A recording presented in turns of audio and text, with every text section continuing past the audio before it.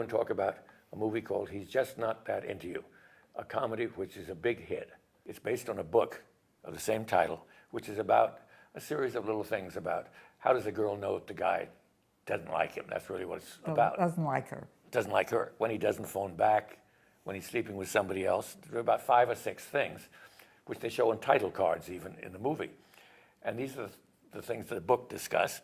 And so each one of them is sort of dramatized in a bunch of interlocking stories about couples. I consider it quite a dreadful movie myself. I looked forward to it with great anticipation since I love movies with lots of nice girls in it, and I love romantic comedies.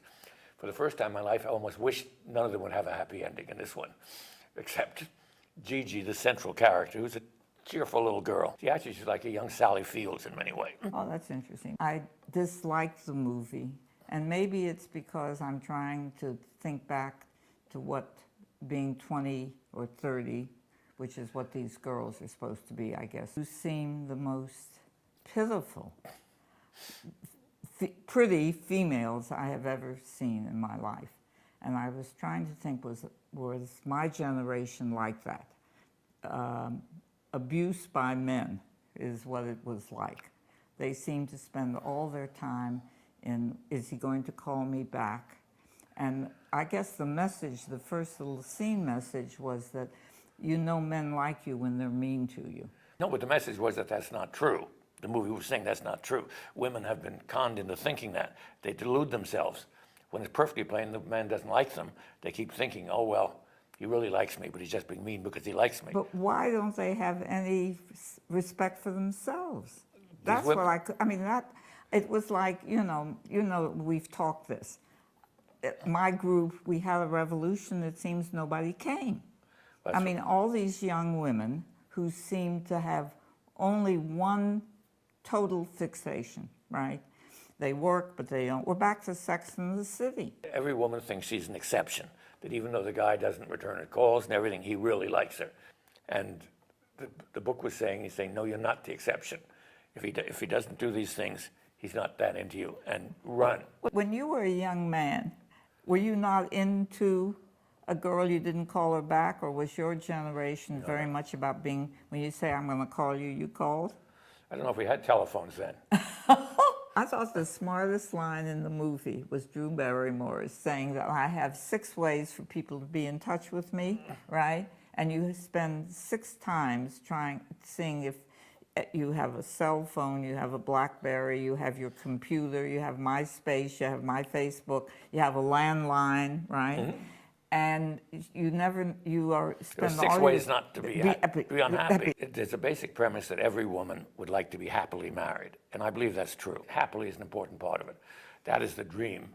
And these women, they don't want to be spinster executives because they all want to be married. The point is they're not looking for boyfriends. Stupidly, they hope that each one is going to be him. I hate to use such a corny phrase as Mr. Right, but that's what they're looking for. All right. What I'm trying to figure out is what men want, because it seems very much there is the guy who doesn't want to be married, the guy who turns out to be unfaithful, the guy who's had 1,000 girlfriends, you know, whatever.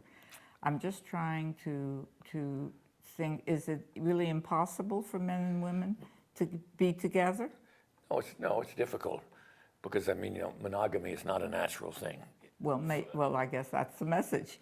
I was so unhappy with the central character because you squirmed for her. I mean, how can what is really a pretty girl, got a job, who is a person, who has friends, how can she be so needy? I guess that's the word. And you were embarrassed for her. And her friends should have said, get over it. I mean, what was this one date with this guy, rather ordinary guy? Who cares? I mean, are you supposed to fall in love on the first date? That's a tremendous myth that that movies and literature and our whole present society, cultivates. The whole idea of romantic love is probably highly pernicious. Love based on how you'll feel. To get really serious here, in Shakespeare, somebody says, I love you forever and a day. Uh-huh. And she answers, say a day, but not forever. which is a very profoundly true line. You cannot speak of your feelings in the future. You cannot promise how you'll feel in 10 years. They've got to have AA for romance, right? Live for only one day. But instead of saying, I'm going to act this way towards you, I'm going to behave in a certain way forever, I'm going to keep my pledges, that is quite a different thing. But they've gotten mixed up in modern life. Totally. Anyway, the message is confused in the movie, but I'm afraid it is basically that women are not as smart as they need to be, and that men really are not so terrific to have in your life. The only good person is Ben Affleck, who is adorable.